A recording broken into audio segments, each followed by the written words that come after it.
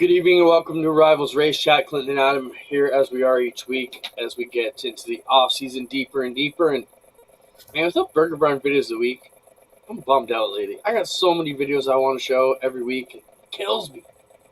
I miss your videos because I miss watching them and thinking, what in the hell does Clinton do to get that algorithm to show those videos in his feed? Once you look at one stupid video, they all come down there. So, although we need to talk about stupid videos and the blurred lines between AI and reality. The biggest hit at the Dome on the weekend was Weber Valley Speedway and Piss Jug Man. yeah, there was lots of stuff going on this weekend. You know, the Dome, not sure whether it's, is it a gimmick? It's packed. The whole week, so whatever it is, it's working. Yeah, I don't know, man. If it's a gimmick, it's a damn good one. The racing is legit. The driver that won deserved a win. The cars that got wrecked, everybody that entered the race this weekend knew damn well their car might get destroyed. And the fans seemed to enjoy it. And it ran on schedule. So I sent a thing out to one, I think it might have been Bowman this week, about the track or the promoter, the Cody Summers. He was saying they could make the track a lot better, but the drivers wanted it rough, which to me doesn't make any sense. Like, that place just looks like a shithole from the track perspective. The other thing is the way they've got the fence set up. If you run the outside one lap, you're tearing off your right corner, and that's got to get shitty after a while. So they got to do something to redesign that fence. Keep the wall where it is, but move the cat out to another barrier. I realize it's a whole other ring of setup, but man, it's just terrible. They're tearing up these cars every lap. Any thoughts on that? Well, I asked Spencer. Spencer, in the pick drop, it would be the one with the big Flow logo. See if you can pull that up. It was a comment that Hot Carl said. This one. So everybody's blowing smoke about where the great event is. Hot Carl says on Saturday, "Dear Flo, please interview someone that effing hates the Dome race. Find the pit guy that has rebuilt 8 or 9 decks and spoilers. I'd like his opinion. Everybody praises the shit show. I want to hear the truth." So, and I think a lot of us kind of would like to hear that interview too, because, man, they're tearing up a lot of bodies in place. Now, packed house. There's no shortage of cars in either class. I mean, we can talk all the shit we want, but it's a huge home run. Right. I thought some of the wraps were kind of lame. I think they go to way too far and extreme to put fancy wraps on a car that you can't see. Like, I want someone like Brett Stratford to show up with a black car and a fluorescent number and just knock it out of the park. I still feel like there was some kind of incentive to that, though, because the fact that so many guys, so many teams went out and put all that effort in to promote a new wrap, a special deal, at a place you know is going to be a demo derby. Like, racers are too smart to fall for that. There's got to be a kickback in that somehow. Free pit admission. Yeah, who knows what? I don't know. Got to be something. I don't know, but I don't see a real downfall of that race. Like, yeah, it's rough. Yeah, people get carried away. I think some of what they do, some of their interviews are over the top, but that's the place to do it. Yeah, a lot of guys were just kind of letting it all hang out with the interviews, saying what they wanted to it. That's why it kind of came a bit of a spectacle or wrestling match, if you will, in certain times. Everybody was saying what they just wanted to. Even driver intros got a bit cheesy there when they're doing body slams through tables and stuff. Not really my cup of tea, but hey, whatever floats your boat. I wonder how their viewership was. Huge. It's the only thing going up. Yeah. You either watched the Snowball on Flow or you watched Gateway on Flow. Either way, Flow was the big winner this weekend. And the Gateway had to be even better because if you're even a quasi fan of both, you were tuning in to Gateway knowing the Snowball was rained out. Yeah. So. Yeah. I was entertained. The show was what I thought it was going to be. You had some drivers that, surprised people, and they followed the stories pretty well. They had their A-teams on both shows. Yeah, I don't know. Can you legitimize the Dome a bit more? I don't know. But hey, 70,000 to win on Saturday night, that's pretty legit. Yeah. Well, that's just it. Like, what's not legitimate about it? Sure, some of the stuff around it is gimmicky and sports entertainment-ish, but the product on the track, the winner earns the win of that race. That's a good way to put it. Give you that. We're expecting Trayton Lapsvich at some point to come out and talk about his weekend, and what a weekend it was in Pensacola. We'll talk about that in a bit as well. Craziness. See, that was like Beetlejuice. I said his name, and then bam, he popped up on the screen. He pops in. Clint, you remember when we were kids and in Hamilton every year, they had the spectator games? I would have remembered hearing about that. It would refresh my memory. I remember we had the Can-Am games, which like Hamilton versus Flint every year. No. The spectator games, you had like Ben Johnson coming in to run track. You had the pole vaulters, the most famous athletes in the world. It was huge. Well, they can't run 100 meters indoors. So what do they have, like a 60-meter dash? Or it's like it was built for a smaller venue, but it was a huge deal.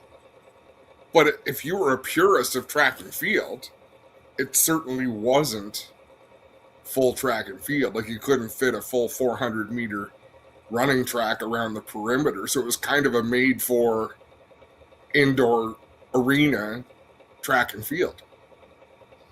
I wonder if purists of track and field back then thought the same thing. Like, what a gimmick. Meanwhile, all these athletes are getting paid to perform. So it's no time. We'll jump in Trayton Lapsvich. We know he's got a busy schedule this time of year, exams and travel. Just got back from Florida. So all kinds of stuff. Trayton, welcome to the program. Before we jump into Snowball Derby, let's talk about the announcement that came out just prior to that you'll be joining the APC Tour again with a new team. So tell us how that came together. Tell us who you'll be with and how did it all work out? Yeah, really, really quick, honestly. But yeah, really excited to be running with Red Jones Racing in the APC series next year. Just kind of something that we were able to put together pretty quickly. And so, yeah, we're going to APC is going to anchor the whole thing, going to kind of be the focus for us. And then, we're going to do some racing stateside as well here and there and kind of dabble around a little bit and hit some of the bigger events. So your car looked the same as most Rhett Jones Racing cars do with the 30 number on it. Who's backing the efforts, Trayton? What's all behind it, or can you say yet? Yeah. So I mean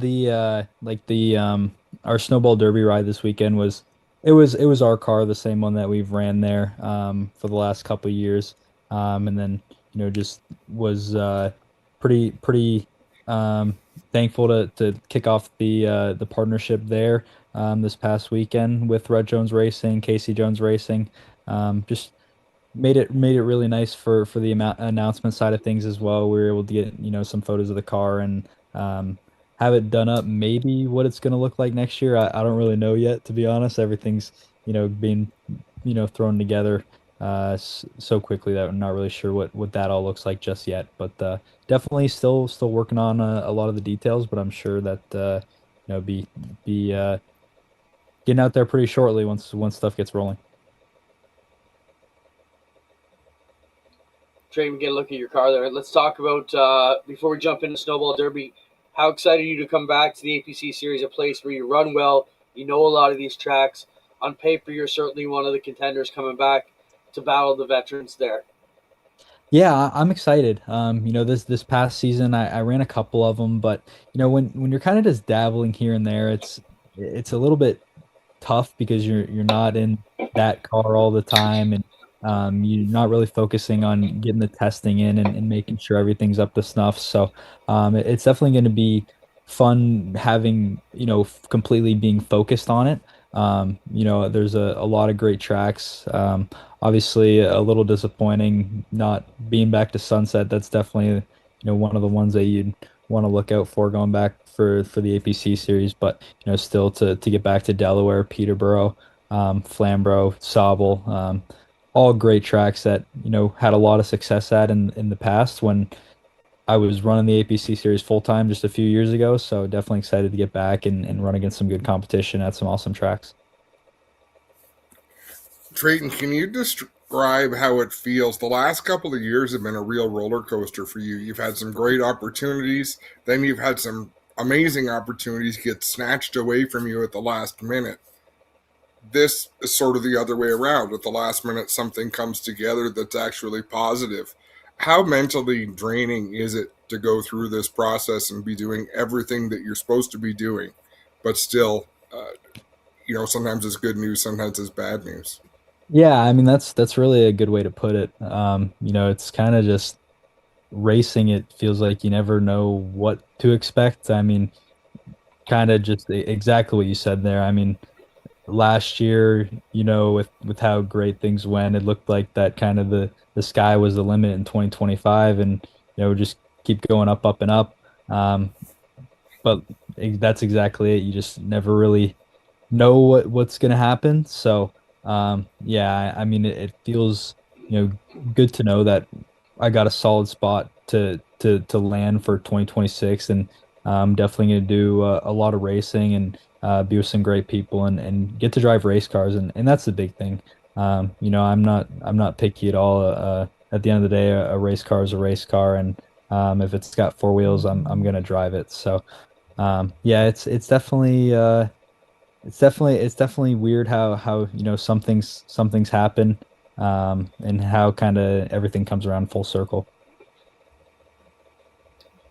Trayton, let's switch over to Pensacola, Florida on the weekend. What a crazy weekend. Tons of rain delays. We'll talk a bit about that. But first off, before you got in with the Rhett Jones guys, your family was already preparing your own car to take it down there.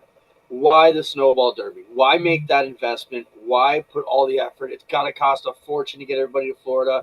And then you run into delays like you guys must have went through this weekend where you're trying to extend hotel stays, rearrange flights if that's an issue.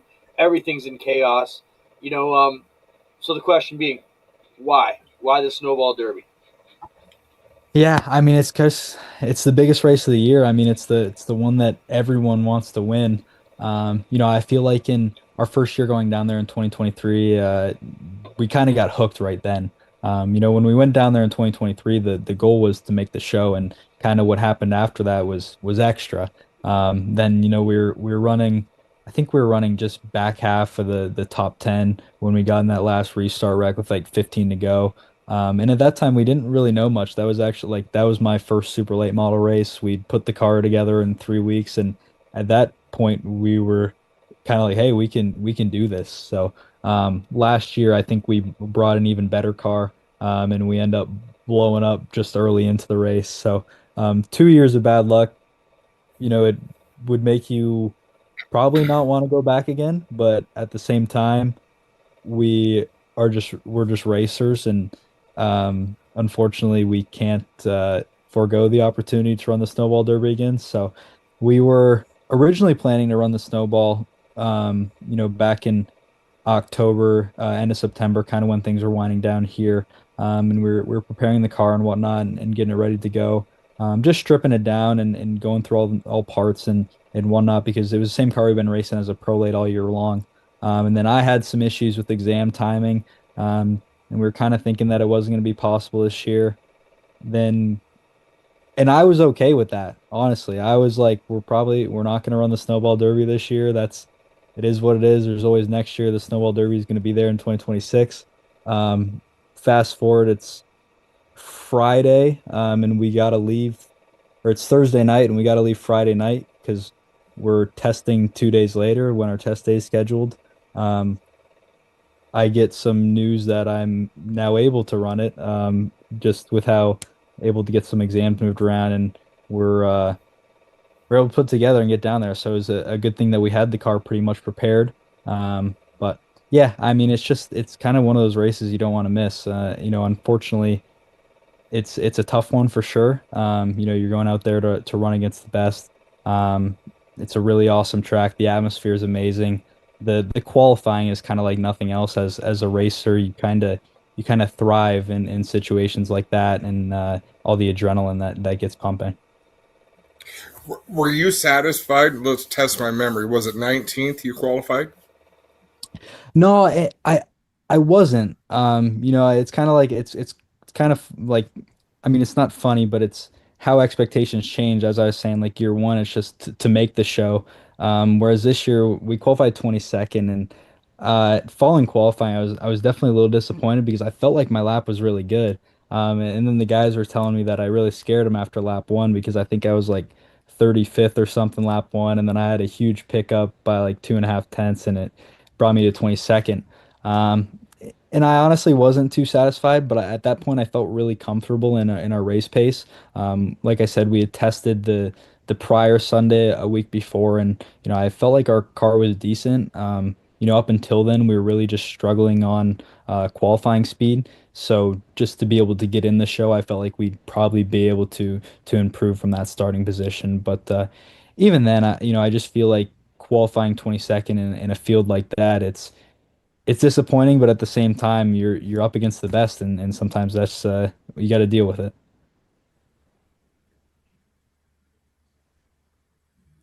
Especially when the winner doesn't make the show in time trials, right? The winner comes. Did Steven? Yeah, he came through the last chance race, Yeah. didn't he?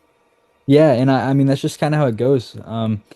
S- Five flags there. It's just the balance of the car can change so much from hot laps to race pace, and it's really what I was saying. I had felt like in testing we were really struggling with qualifying speed. We were kind of missing like a tenth or a bit more, which was kind of different from years prior because we'd actually been really good qualifying speed and kind of struggled on race pace and kind of holding that speed.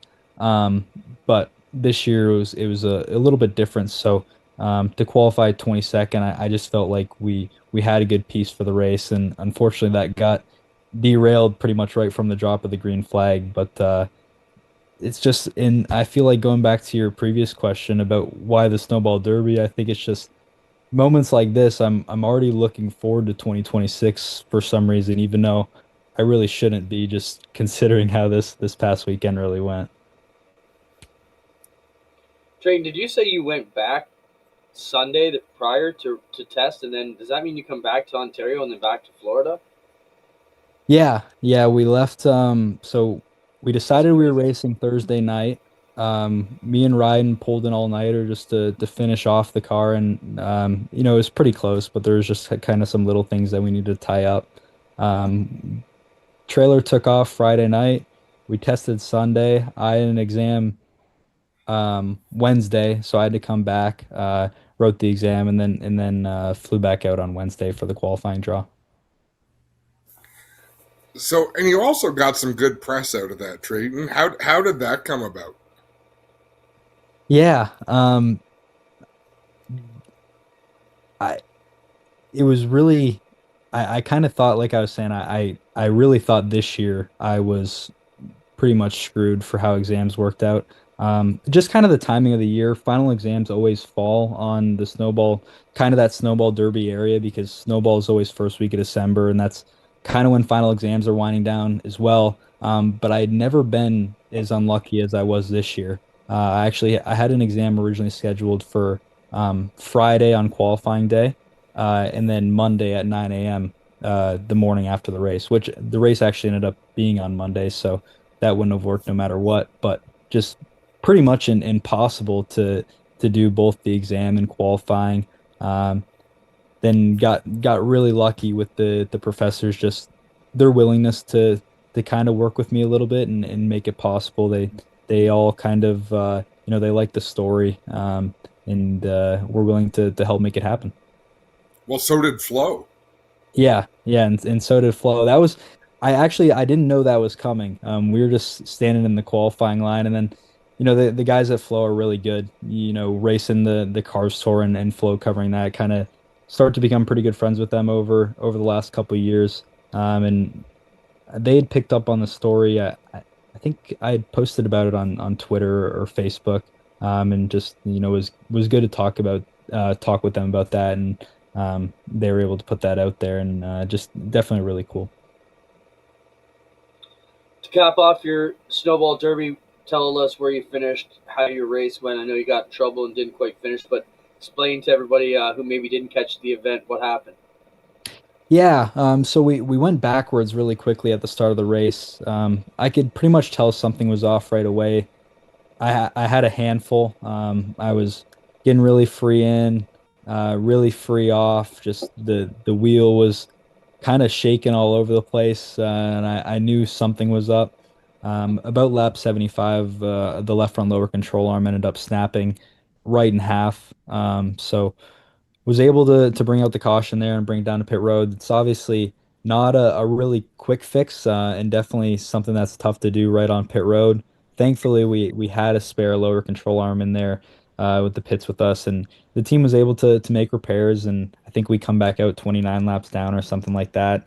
At this point, we were only on lap 100 or so, maybe a few after. So there's still a lot of the race left, and we were thinking that we could probably salvage, a few more positions by the end of it. Just these races can definitely go crazy at the end of, getting there towards the end of 300 laps. But just kind of roughed in the new suspension piece. There was obviously a lot of things still wrong. We didn't get to set the toe with the new suspension piece. The caster had been way off.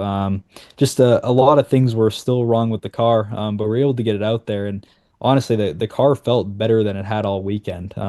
We're kind of like we only got laps of practice, and then also the test day we got more practice there. We're kind of missing a little bit compared to the years prior. And the car felt good, but it was just kind of on the raw speed side of things. We were just missing something. So yeah, it kind of seems like that was probably a part that had been going that whole time. Unfortunately, it's not really something that we could identify. I throughout all the rain delays, we had enough time to nut and bolt the car 3, 4 times and inspect everything, and just couldn't really see anything that would indicate that this part was going to break. But unfortunately, it ended up pretty much ending our day really early on. So, did you watch the last restarts of the race, Trayton? Yeah, I was our pit was in there, was down in turn four. So I saw the first one, and when they called it back, I kind of figured there was a chance that he might have jumped that one. Looking back at the restart, I think even Ty admitted it. He definitely jumped the first one. The second one, I'm on board with everything that Ty says. I mean, even Flo posted the onboard footage today, and the rule clearly reads that the leader can start picking up speed up into the box, and then the leader fires in the box. And I think watching the video from the outside originally, I was strongly felt that what happened. And then Flo posted the in-car video where you can hear his engine and hear him picking up the throttle, and that's exactly what happened as well. So um, I'm definitely I'm on Ty's side on this one. I feel like that is a really strong call to make from a race director's perspective, really deciding, like we've been saying, it's the biggest race of the year, and it's the Super Bowl of late model racing. So that's an extremely tough call to make from up in the tower.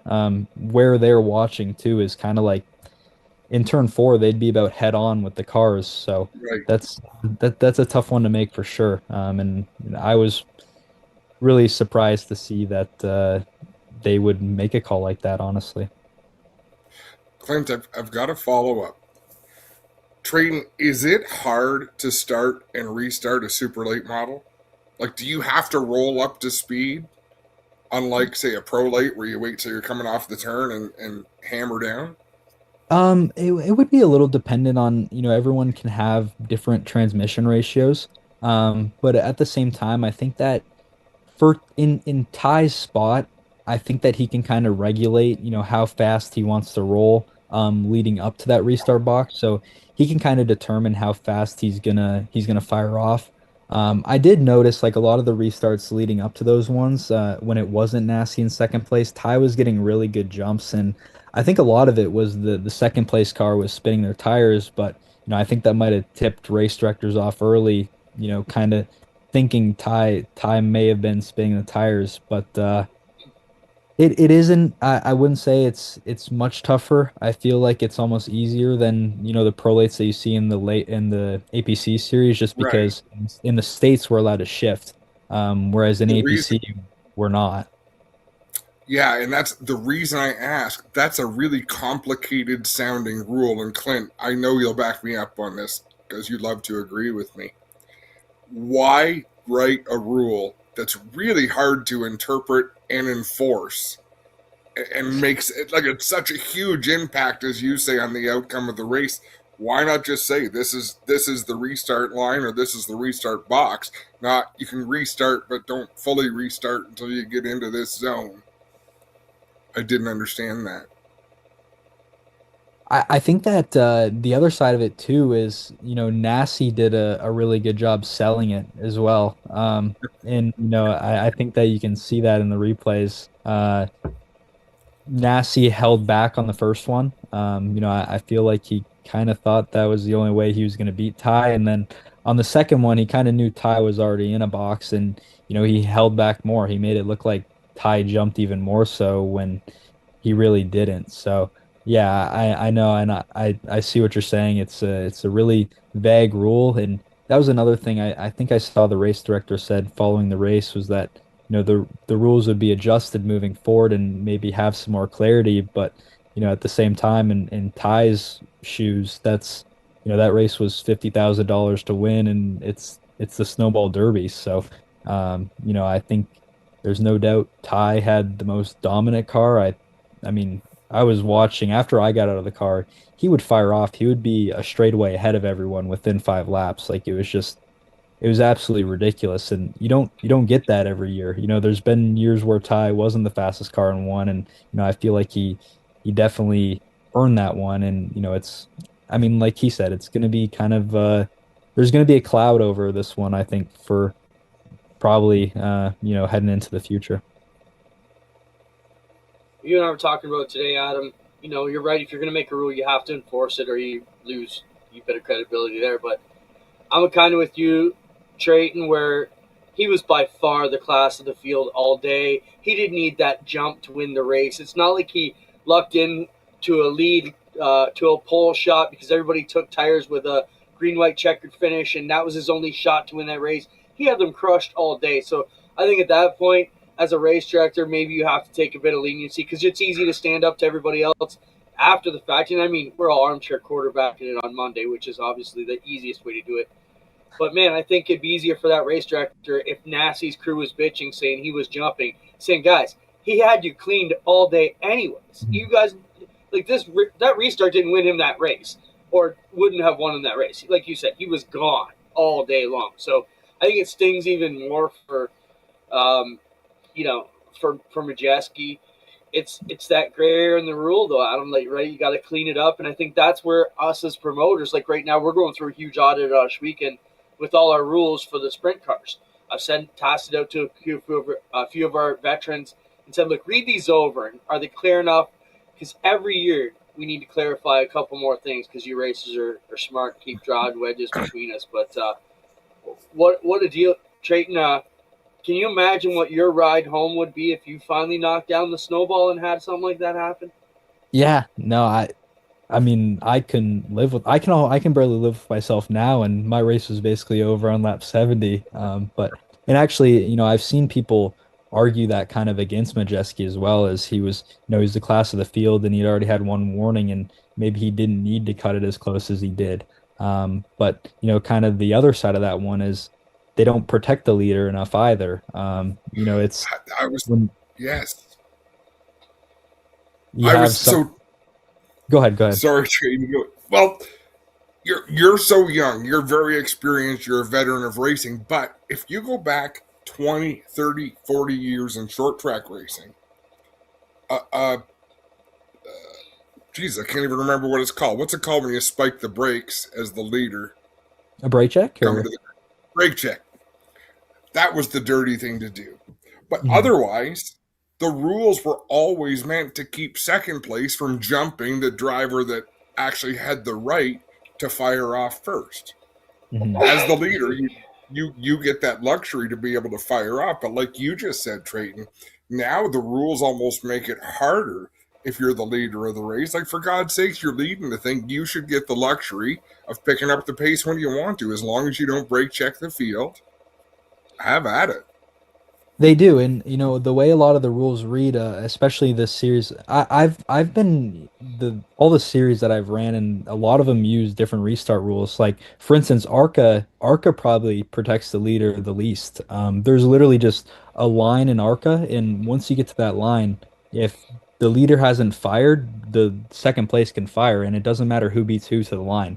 I actually like the race director in Arca come up to me after Berlin. And there's kind of some leniency with that. They tell you that, the leader can kind of go within 1 to 2 car lengths of that line, but at the line, second place can fire. And the race director told me that I probably could have fired off a little earlier. But like for instance, they don't protect the leader at all in that series. And then when they're using a zone such as they did at the Snowball Derby there, a lot of the time it's just the leader has to be the first one into the zone, and then the leader's got to be the first one at the stripe. But there's nothing saying that second place can't, roll a little bit ahead if Ty is going to go later into the box, and then, make it so that he's going to be side by side with Ty into one. And that's obviously taking a lot of the advantage from Ty too. So, I can see why Ty wants to go as early as possible, because that's really the only way that he's going to have any protection going into turn one as the leader. Let's switch back to the snowflake on Saturday, a very late Saturday. I mean, I'm a Nighthawk of all Nighthawks, Adam. I couldn't make it. I was passing out at 4 a.m. Fell asleep with the TV on. What a deal there. Obviously, they fought rain all weekend. It's a terrible pain in the ass, but they get in this race, and Keelan Harvick wins. As a youngster, you held a lot of NASCAR records as one of the youngest ever winners and champions. You know what? Did you get to see any of that race? What did you make of the young Harvick kid doing a good job? And he drove a very mature, veteran-style race. Yeah, I was sleeping as well, but I saw the highlights of it. And I know I raced Keelan at Owasso. I was side by side with Keelan a lot at Owasso, then raced him at Wilkesboro later in the year as well. I mean, Keelan's really good. I think like even just through this year, obviously he's raced a ton just in one year, but like from the start of the year to the middle of the year to the end of the year, maybe he was a little bit less patient at the start of the year and, making some mistakes that I made a lot of as well, putting yourself in positions that you don't want to be in. But just even near the middle of the year, he just already progressed so far.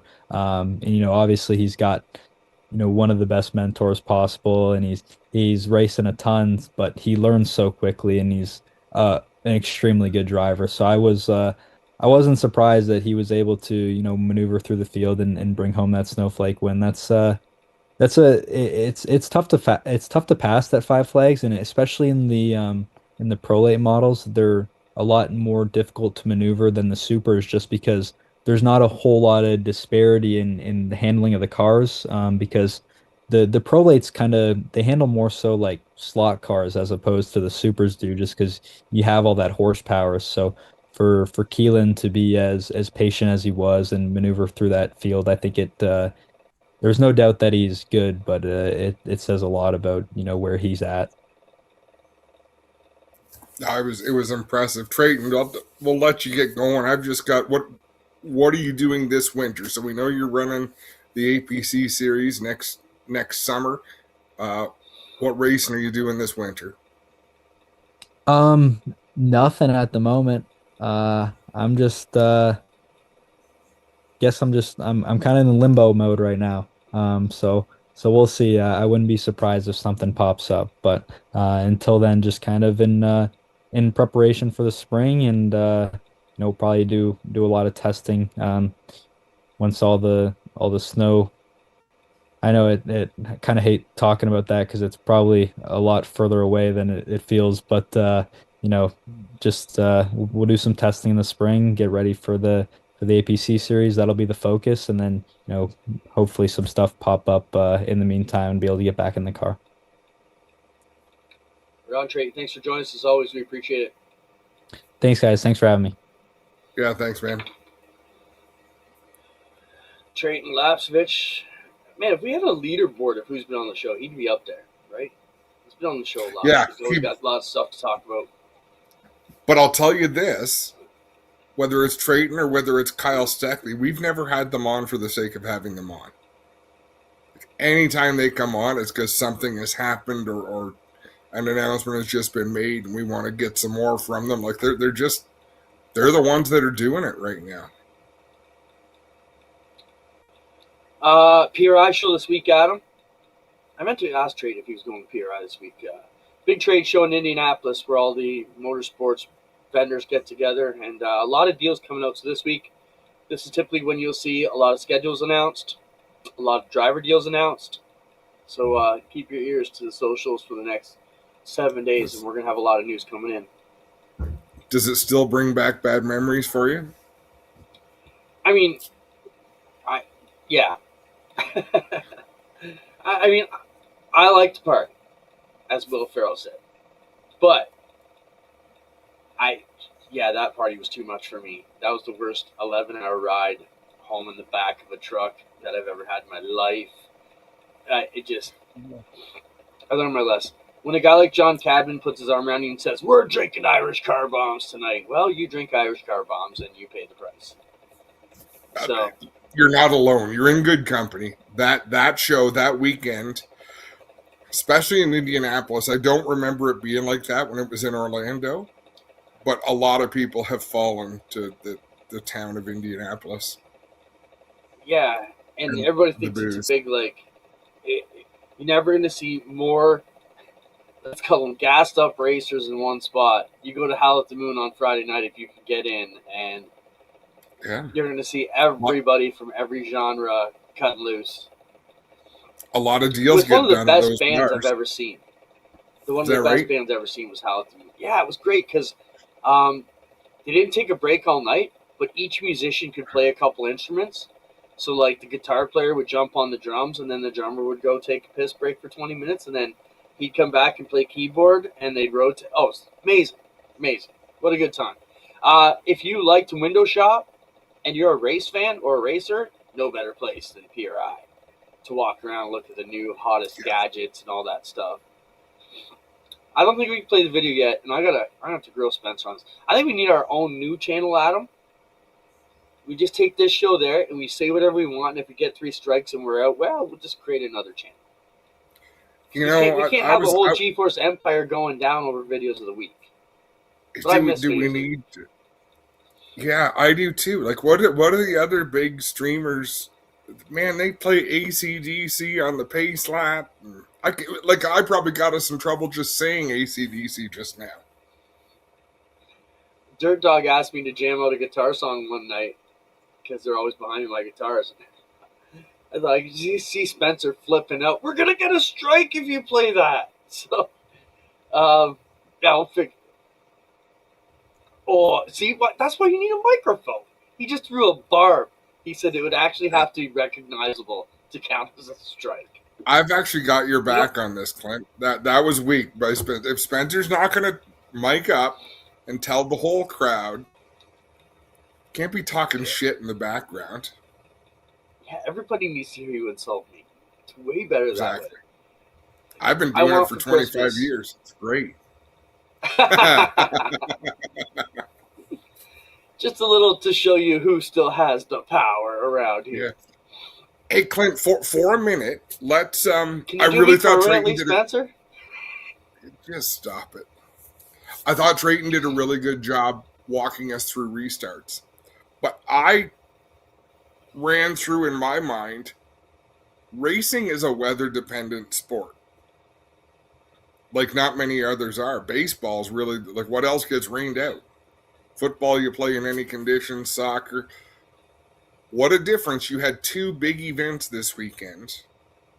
Everything in the dome went off as scheduled. You know what I mean? You can kind of run things off a timeline. Here's what we're going to do. Bam, bam, bam. Every day goes the way you think it's going to go with a few changes. Oh, also, why did they put the banners on the inside of the fence? You can still read them if they're on the other side. No, they're ugly though. We had to do that at turn 3 at Osh Weekend. It doesn't look the same. Oh, it's annoying. But what an interesting case study watching the two. And you know, when you're like, if we got Mike Morris here to talk about sales and just being able to have the flow of a weekend go exactly the way you want it to, compared to what happened at Five Flags and having to deal with Mother Nature and race until 3:30 in the morning, and just interesting to see how the two different venues play out. Think how much trouble they would have been in if they had a curfew. They wouldn't have got no racing in until like Monday. Crazy days. Mm-hmm. Did you see what they had on? They had a painted line. Not a finish line, but a painted start line. And it was more chaos than if it was just, here's the zone, go for it. Yeah, fair enough. I almost won that one. Osh Weekend does not have a racing curfew. That's a question that came in. We really try to be courteous, though. I joke that if you go much past 11, I'm going to lose my job. So we really try and we try and be courteous, but once in a while, like the mini stock and Thunder Stock National last year, the first night we ran it that way, total disaster. And you go much past 11, midnight, you're going to lose your announcers. Yeah, it was not good. So, you know, we learned. We've already made an adjust schedule night. We'll run those events first, have sprint car practice later, as long with whatever we got left, and we'll get better. But to answer your question, there's no official curfew in Osh Weekend other than we're already the worst neighbors. So we're trying to. Speaking of Osh Weekend, is there an announcement coming out from Bar Motorsports, or did that already come out? Is that news? You know, I meant last week when we had our picture of the week and our photo drops, and Mac DeMann was on one of those picks. And then is that where you're going with? Because I didn't see nothing. Is Mac coming back with Bar to come back and jump into the mix? I saw something online. It was a nice looking, new looking sprint car, and I don't know if Mac had posted or if he was tagged in it, but that'd be exciting. Oh man, can you imagine Mac DeMann, Brett Stratford, Jacob Dykstra, Jesse Costa? The list goes on and on. Then the kids coming up, Lance Erskine and Keegan Baker, and jumping back into the mix. It's going to be awesome if that's the case.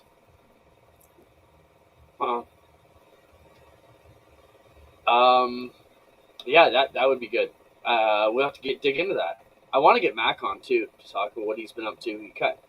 He ruled Ontario pavement, came over, ruled the dirt, and then just kind of disappeared, rode his motorcycle off into the distance. And well, it's hard. It's hard to quit on someone else's terms, or not quit, but it's hard to not be able to race, but still show up. Right? I get that. Like I would imagine, and I won't put words in Mac's mouth, obviously, but I can see why someone would not be a fixture week in and week out at the racetrack if they're not able to get out there and compete. That would definitely be a huge addition back to the crates, and hopefully we get them back. I mean, Darren and I, we've had our run-ins over the years, but we'll put it behind us, work it out. But to have Mac back would be great. Those run-ins are healthy, though. You know, if everybody loved everybody, really, like the world just doesn't work like that. Well, as much as you think I like suspending people, I hate suspending people. You and I like each other once in a while. We don't like each other quite a lot. Can you imagine if we just got along all the time? Can you imagine if I could suspend you? Go for it. Oh, then no. Hey, before we move fully off the Snowball Derby, huge shout out to those announcers, the whole Flow team.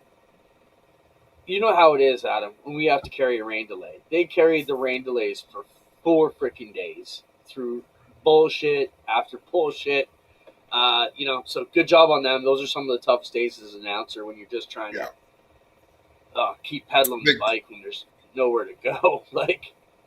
And they didn't just keep talking. They kept the news going. They kept things interesting. They did their they did a real good job.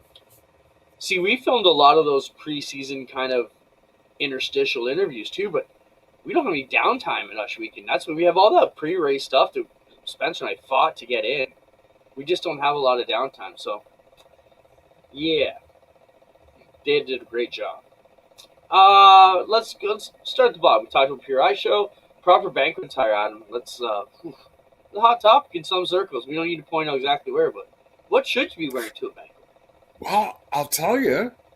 So, posts were made on Facebook expressing disappointment about how some people presented themselves at these banquets, but then someone else commented and said, "Look, nowhere does it say what is expected. Is it formal wear? Is it business casual?" You really do. Events like that, you've got to lay it out. If you want people to show up in formal wear, it's got to be on the ticket. Yeah. But you also have to put an event on that's worthy of it. That's kind of what I was going. That was my thought. I didn't know whether I want to say it, but since you poked in there, I'll jump in. Hey, if you have it at the local, okay, look at Ush Weekend where we have it. Carmen's, high class place, high class dinner. We don't really say much.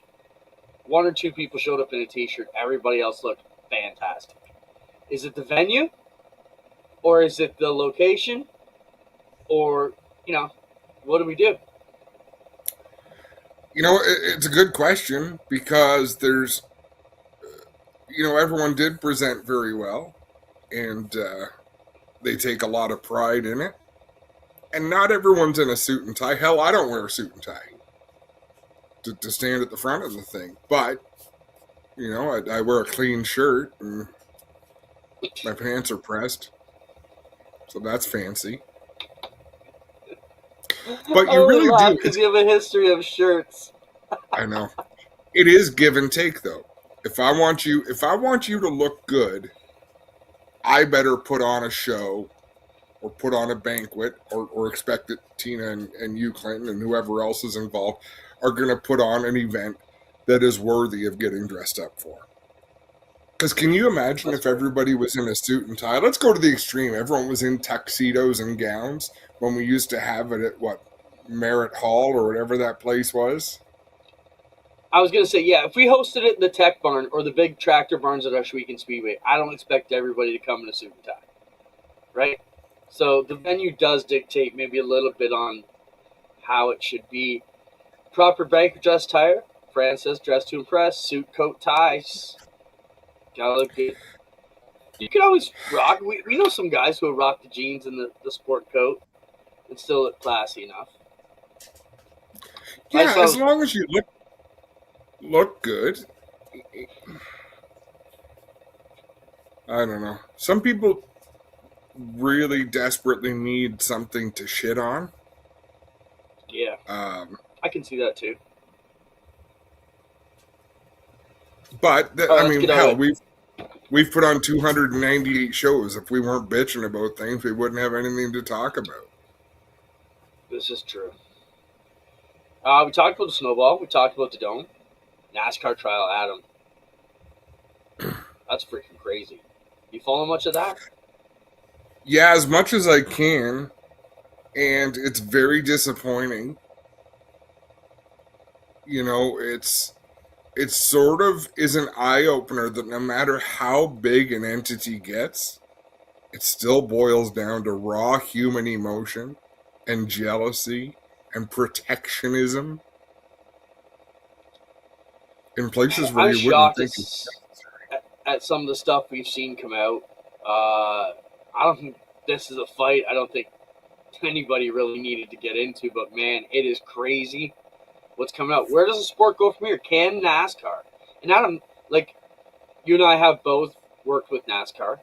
At Ush Weekend, we were partners with NASCAR. We have a lot of common mutual friends who are still employed by the entity here in Canada. Obviously, we don't want anything bad to happen to the parent company. But, man, how do they save face after this? After all the damage that's come out and that's going to continue to come out here, is NASCAR in trouble? Is it the time where someone like maybe Michael Jordan with all his billions says, okay, let's rebuild it this way? Some people are saying Tony Stewart's coming back to start a thing. I don't see that. But crazy. It could be wide open here real soon. You know, it could be. It could, and you know, what is NASCAR? So, a couple of months ago, we couldn't have imagined stock car racing going on without NASCAR. It's what it is. But stock car racing will live on if NASCAR disappears tomorrow. You know? Yeah, because there's so many of us in the sport. Someone's going to pick up the ball, but it's crazy to see this major sport. I can't imagine this happening with NFL or Major League Baseball or NHL or NBA. It's crazy to think how it's come out and raveled kind of like that, like it has so far. Look at what's happened with golf. Look at what's happened with skins games. The Grand Slam of curling.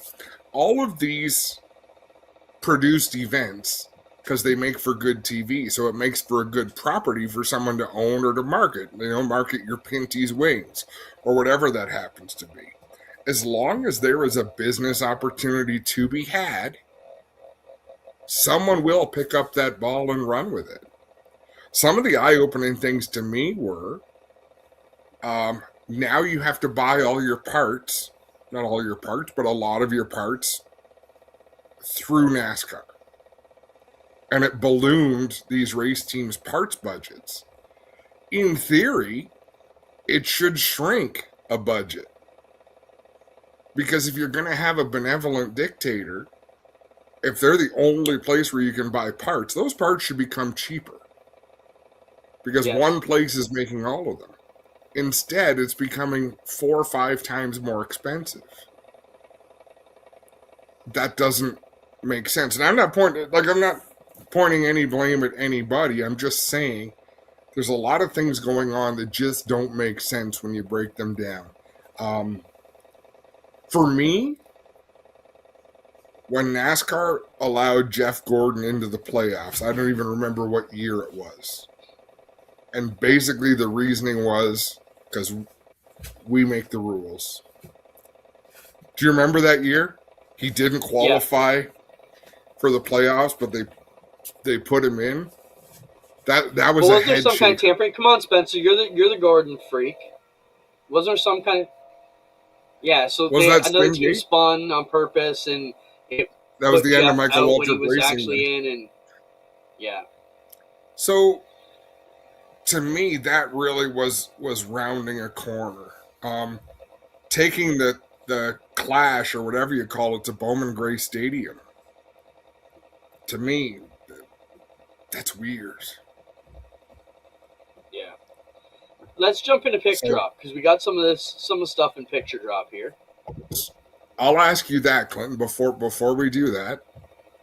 And I'm not throwing any shade, but how is NASCAR going to Bowman Gray Stadium any different than dirt late models going to the Dome? Yeah, I mean, I've never been a fan of Bowman Gray anyways, because you want to talk about sports entertainment. That's what that is. I still say that's fixed bullshit.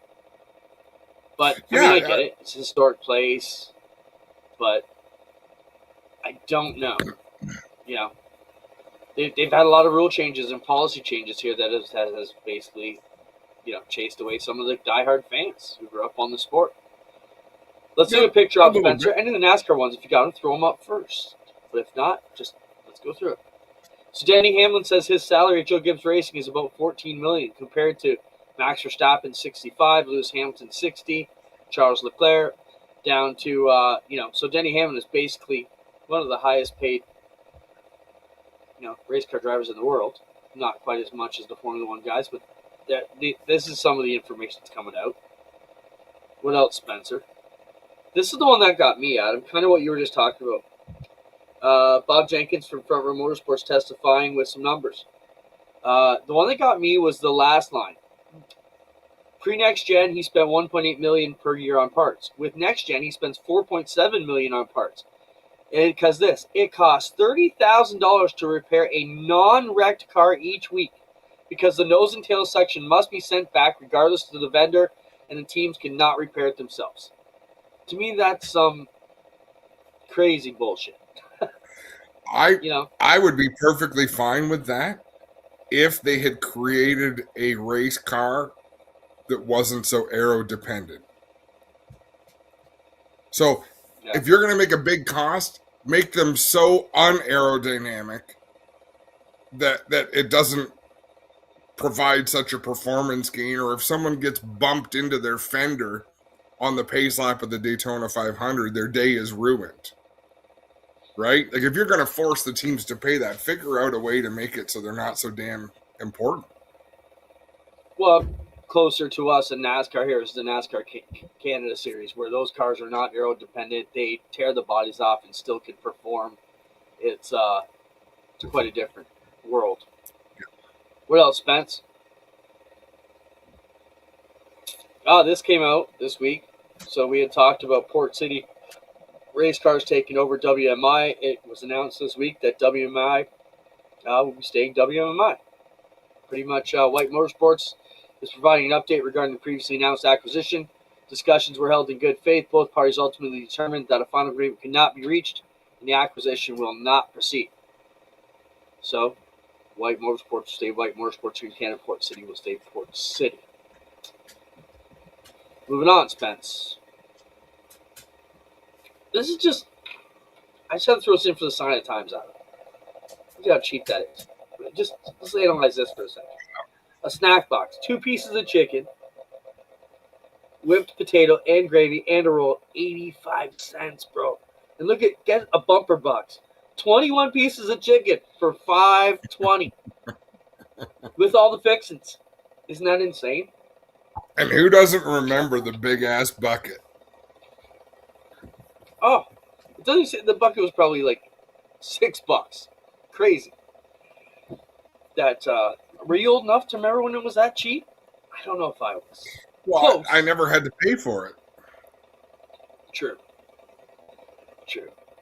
They wrecked it when they changed the fries 6 times ago. All right, what else, Spencer? You aren't wrong. Well, Cled Stevens has been banned for 1 week from Weber Valley after an unapproved car sponsor this week. Weber's doesn't allow tobacco sponsors unless they pay $100 tobacco fee up front. His 4th place finish in the Zinn Winter Garden has been taken away. Okay, do you know anything about the Zinn epidemic that's going on in racing? I don't know about racing, but I know about my house. Okay, so I've seen these guys eat them, and a lot of my friends who are race car guys, they're like they're eating these things before they get in the race car to get a boost. Are you aware of that? No. You said it's in your house. You don't want to admit it. I got to bring somebody on who will attest. I don't. I know. Okay, some of the biggest racing. So is this a performance enhancing device? Because I won't call it a drug. But so they come in like 3, 6s, 9s. I know a couple local racers that are going out there with 18 milligrams of Zinn jammed in their jaw because they feel it gives them the advantage and peps them up. Do you know about this? No. I'm not even being facetious or joking. This is a dead ass serious thing that's going on here since these Zins became out. You can't get them here in Canada, but you can get them on the res. You can get them in the States. But we need to ask every racer who comes on here if there's 2 of these Zins or not. 'Cause it's going on. Yeah, I guess so. So normally you take like 3 milligrams or 6 milligrams. 9 milligrams is a big boost. Some of you guys are taking 18 milligrams before they go out there. So what it is, it's a tobacco pouch. It's basically like chewing tobacco.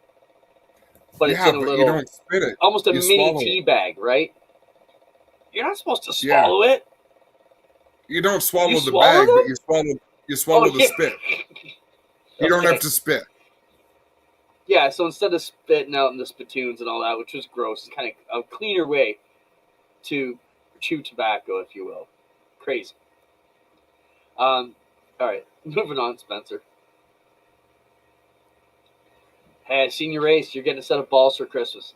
Just had to share that. I like that one. That's all right, good. What else? Trailer Park Boys win this weekend, and the movie stars Glassman took it away after Bubbles took to jail for various reasons. Still been given second place finisher Tom Cruise. I don't know how the Trailer Park Boys end up in Weber Valley, but there it is. Racing Because the Greg shitmobile. Calvin's Canadian.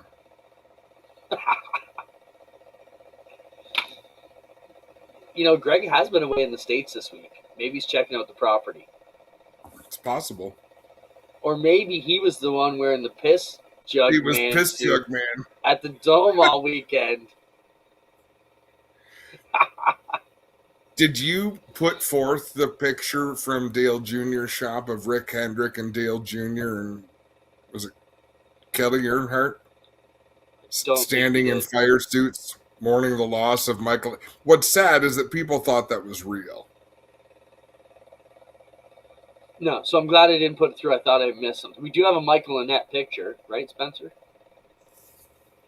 Yeah, Michael Annett, former NASCAR driver, passed away at 39. Not sure what they didn't say much details. I didn't hear any more details, but just heard he passed away this past week. So thoughts out to them. In the comments, Bill Fielding says hi from New Brunswick. Hi, Bill. Great to meet you at Delaware a couple seasons ago. Hopefully you get back this summer. One of your friends came up and said Bill says hi at the 300, I think, this year. So great you can watch from across the country. We appreciate that. What else in the picture drop, Spencer? We talked at length about Snowball Derby with Dale Shaw last week and the amount of tires. Look at the stacks of tires they went through on the weekend. Unlimited tire budget is insane. A lot of work going through those tires, man. Oh, if there's ever a reason to go dirt racing, it's right there on the trailer. Yeah. You don't have to do half that shit. What else? Oh, there's a cool retro look. It's about 15 years ago, Rush Weekend. Remember the Hummer we almost crashed in Syracuse? Yep. Right, remember the beer can that toppled out the back of it? Yeah. Summer Speed ticket packages are available at Rush Weekend. Are we allowed to play the AI that we're using at Rush Weekend, Spencer? Can we get away with that since we created it? All right, he's going to give me that. Summer Speed ticket pack, Adam, came out this week at Rush Weekend. Along with the other campaign, we put out some cool AI renderings this week. Summer Speed ticket pack. Purchase 15 tickets, get 20. Flex pack, use them anytime. Use all 20 at once. Use them once per week. Use them however you want. Go online and buy that through the Rush Weekend Speedway webpage. It was a pretty cool idea, Clinton, but I'm actually really surprised, pleasantly surprised, how many people have shared that and commented on it and complimented you on the idea and your team. It's all team effort. Roll the AI video if you can, Spencer. Here's Johnny. Johnny's family knows he loves sprint cars and the world of outlaws, but they didn't know tickets were already on sale. So Johnny opened his gift and got socks. Again. Now here's Will. Will's family knew the tickets were live. They knew what he actually wanted. They gave him the roar, the dirt, the adrenaline, and the nights he'll talk about all year. Be like Will's family. Give the real excitement to your favorite dirt fan. World of Outlaws tickets at Oswegan Speedway. On sale now. We brought Abby on to run our social media in the off season, and the first two things he created for us kicked ass. So we appreciate that. The response has been amazing with these AI renders.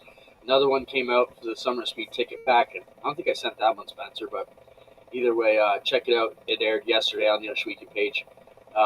Two great gift ideas for anybody in your life. What's up, Spencer? What else? It says right there on the picture, Cuba Speedway, the good old days. Look at the place, Adam. Just awesome. Like, it looks like a NASCAR race there. So, that's pretty cool. Going back to the glory days. And at one point, they had that front stretch speedway. Yep. My dad raced mini stocks on the little track there in the front at some point. Probably so did Joe Gary Elliott, I think. Yeah. Yeah, Gary Elliott for sure. What else, Spencer? Oscar came out this week with their schedule. Dave Gainforth back at the helm, working hard. Love the logos for all divisions, and good to see them putting that together. So check that out on the Oscar page. I got confused because I thought there was junior super late models, but it's juniors sponsored super late models. Yeah, so the Dome just having fun. This is one driver who actually had a Christmas tree on the roof for time trials, bringing home the Christmas spirit, and the car qualified number 1, which is pretty wild and funny, all in the same breath. That's awesome. You probably don't know what this is. This is a screenshot of Corey McAllister. Can you zoom in on that scoreboard, Spencer, at all? Show me what number's in the number 1 spot if you can. I'll tell you if you can't. It's the number 71. Kane McAllister, youngster. Oshweekend Speedway, Thursday night, Mike Sprint rookie. Headed down to Millbridge on the weekend for the Winter Series. Qualified number 1. Won his qualifying heat race. Started on the pole and got eaten by the Sharks on the original green. I watched the race out on Flow, or Dirt Vision. I missed it. I turned it on too late. Felt bad for Kane. I talked to Corey about it. He's learned some tough lessons this year, but the youngster's going to be good. They plan on going back on the 20th. Well, it's good to see a couple of our drivers, or one of our drivers, doing really good out of his comfort zone and working on the future here. But Corey, I got to tell you, please, please, please, give us the results. Even though it wasn't necessarily what they wanted, I was invested. Like, I saw his post, he was fastest in qualifying. Saw his post that he won his heat. I actually turned on Dirt Vision, hoping to see it in time. Post the results of the day. Hey, you're not going to win every week, but still, I'm coming along for the ride, so I want to see how he did. Yeah, I don't disagree. I immediately jumped on my race pass to find out what class he was in when the race were going. Had the races already run, figured out. I immediately got invested in it as well. So anybody who's racing the off season and you're posting that stuff, as Adam says, close out the loop. Let us know how you finish your day, because a lot of us are paying attention. But get us invested. It's a great way to build fans. It's a great way to get us all to watch your story. And that's one thing that we're working on with Abby, is to bring the Oshweekend stories to life a lot more in the offseason we have, because we've got great storylines going on, as we do across everything here in racing, especially up here in the Great White North. A few more pictures to get through, and we'll call it a day. Spencer, what do we got left? Carson Hocevar threw out some jabs today. Inspired Motorsports Carson Hocevar unloaded on NASCAR's obsession with, quote, data-driven gimmicks during a fiery dirt track podcast appearance, saying Cup racing has become spreadsheet racing instead of balls-to-the-wall racing. The 22-year-old Michigan native, fresh off a dirt win, scoffed at endless simulator sessions and stage point obsession. Quote, we're chasing thousandths of a computer while real racing is sliding sideways at 100 miles an hour with zero data. That's a pretty striking statement right there, Adam. What do you make on that? You know what it reminds me of? It reminds me of Kyle Busch when NASCAR started developing these new race cars, and he had a really hard time. Like, these things suck. He says, I don't like them. He didn't like the direction they were going, but that's the biggest game in town. So you do it, or you go and run your weekly stuff. Go and race on dirt, right? No, but I think the point is the same thing you said. Make these cars less aerodynamic. Make them less scientific. Make it so the guy with the biggest balls is going to win, not the guy with the smartest engineer. You know what I mean? 100%. Let's put the talent back in the knuckles and take it out of the keyboards and get these guys feeling what's going on. So, yep. I'm with Carson there. What else, Spencer? This is one of my highlights of my career. Brett Hearn shared this on December 9th, 2012. Came up in my memories today on Facebook. But For me, this was when Brett Hearn won the Syracuse race. He was in a bar somewhere, and they were replaying the race, and the screenshot he happened to take was me interviewing him after the win, which was still cool, to see one of the racing's biggest stars capturing that, putting it on his deal, and it was us at some bar on the thing. It's funny, Adam, we've been on TV enough through the NASCAR stuff, and a lot of the stuff we do on TSN. How many times we've been walking through an airport or in a bar and point up is like, look, there's the show again. Yeah, no, it happens quite a bit. Made me laugh here with Dave Bradley and Todd Lewis and the whole crew, and we're like, oh, here we all are, and there we all are on TV at the same time. Anything else, Spencer, or is that it? Back down and then. One more. 3 more. All right, let's see them. Oh, so this is someone talking about, Adam, the solution to NASCAR. Here we go, problem solved. Start a new racing series / league, return to a true stock car. Now, tell me you don't know nothing about racing without telling me you don't know nothing about racing, okay? Because, return to a true stock car. Buy from a dealership, just add safety. I'd rather watch cars than these cookie-cutter cars. Let any manufacturer in as long as safety requirements are met. Top tier V8, second tier V6s, then a truck series, but put them on dirt. I know these series already exist, but not in the stock car format. Adam, you could not take a modern car off the showroom, put any kind of, it just would not last. Back me up on that. Back when they did stock cars, they were tanks. None of the cars could handle 30 laps.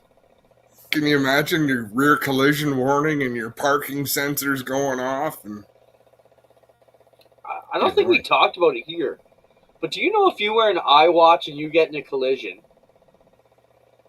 it will send the authorities your coordinates and that you've been in a violent crash? Did you know this? I heard something about that. I didn't know what product it was. But at the end of the season, it came out that they were asking you if you, some jurisdictions were saying, if you're a racer, take your smartwatch off, which you shouldn't be wearing it in the car anyways because of rules. You keep getting spotter messages and lap times. But it became an issue at a few different racetracks where drivers were involved in a crash with their Apple Watch, and all the authorities just showed up thinking there was an accident in the middle of the road, and they just show up at the speedway and realize, oh, yeah, he crashed, got towed off 10 minutes ago. He's over there in the pits. Car's total, Johnny's fine, but thanks for coming out. So, yeah, it was one of those things where it's just automatically rating the G's on your crash in your mini stock and sending out the fire department. So that's funny. I thought it was kind of interesting. All right, what else, Spencer? 2 more. Oh, this is a long one. Oh, but a good one. GP3R announcement today. Like the Daytona 500, 2 qualifying duels will set the grid for the finale. GP3R this year, Adam, so they will have 2 qualifying races and then the big finale for the NASCAR Canada Series at GP3R. What do you make of that? You've been going many years to this event. It's a good idea. People are going to love it. They've always had to be, used to have to be at the track even longer at GP3R. More opportunity to be out there putting on a show. I think it's great. Yeah, Dominic Fougere. I was thinking about maybe getting him on. We should try and get Dominic on. He's a great personality here in Canadian motorsports from the Quebec province. Get him on. Talk about, he was quoted as saying, the fans have wanted more NASCAR at that weekend. It's a great way to get it to them. So, other than the Daytona 500, it'll be the only NASCAR sanctioned event with 2 qualifying races leading into it. But always a great weekend. Always well attended with car counts as well. You couldn't do that with a 12 car count someplace, but they don't shy for cars there at all. Last picture. What do we got? Just for fun. Banging the cushion, put this up there. I don't know. Kind of accurate, right? Sprint cars on the West Coast. I like in the middle. Must drive 6 hours to race locally. Super modifieds up in the upper northwest. IMCA or die in the middle. UMPers. Down south, everybody's got a late model. In Texas, everything's bigger except the racetracks. Yeah. With soda, don't you know, up in Michigan. And then, yes, Frankenstein modifieds is what they're calling the Northeast big blocks and sportsmen. So I just thought that was a funny picture. Yeah, it is. It is. Yeah, we made it through another week. Next week is our last show of the year. What would you guys like to see us talk about? Who should we get on? We don't have a lot going on. We're open to suggestions. Send us some messages. Let us know who you think we should be pulling in. What should we be talking about? We should probably actually do some real writing, make a naughty and a nice list, and this is what I care about, and this is what I don't. And fair enough. But what do you want for Christmas? We won't. I got what I want. I'm getting what I want for Christmas. Yeah, you're going away. It's exactly what I wanted. I never bugged you. We're off those 2 weeks anyways. Oh, that's true. All right, Canadian content from PRI. We can work on that. I know Alex Nagy's going. Rhett Jones, Cole Butcher. Those are all great ideas. Yep. I've told Ab we need to get Cole Butcher on here this week too, so we'll endeavor to make that happen. Yeah. Cool stuff. What a $2.99 Adam. That's wild. What a bit of a blunder on a weekend. They announced Cole Butcher and his big new truck ride, but it wasn't Cole Butcher's ride. It was Caden Honeycutt's. Oh, I didn't catch that. What was that about? They announced Cole Butcher's going to run a full truck season. He's not. Caden Honeycutt. No, I saw that on. I think so. Okay. I don't think Cole Butcher's running a season. Not a full one. All right. We'll have to look in. Fake news. Nikki's show is on a bit of hiatus till the new year. We're working on some new guests for her. She's been tied up, so we'll get that one back on. Yeah, Stu Friesen walking the other day. That was a big story, too, to see that happen. Good to see Stuart back. I think since the accident, the plan has always kind of been, at least we all assume it's been, to get him back for Daytona. And looks like that may be on par to happen. So we will watch and see how it goes. Thanks, everybody, for joining us. We really appreciate it. Adam, always a pleasure. Spencer, appreciate it, what you do for us. $2.99 next week. That's crazy to think about. We'll be here Tuesday night. Thanks, everybody, for coming on. See you then.